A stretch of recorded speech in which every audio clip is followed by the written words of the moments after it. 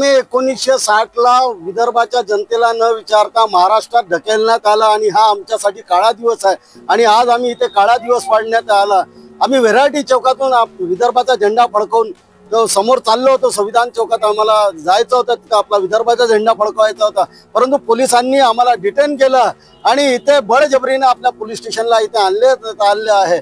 विदर्भाचा आंदोलन हे आता पुढे सरकत चालला। जनता आता याच्यात येत आहे, कारण महाराष्ट्रात कोणी राहायला तयार नाही। महाराष्ट्र हे कर्जबाजारी सरकार आहे।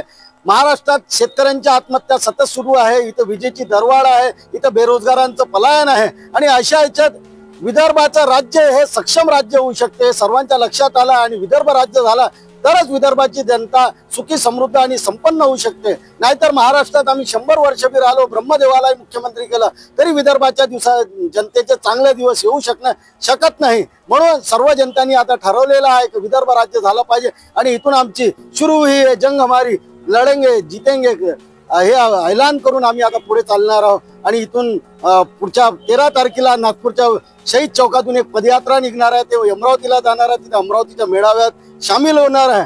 आणि आता जनतेला आम्ही शेवटचं आव्हान करतोय, हा लढाईत तुम्ही शेवटच्या वेळेस उतरायचा आहे आणि विदर्भ राज्य घेतल्याशिवाय आता थांबायचं नाही, म्हणून आम्ही हे ऐलान करतो। जय हिंद।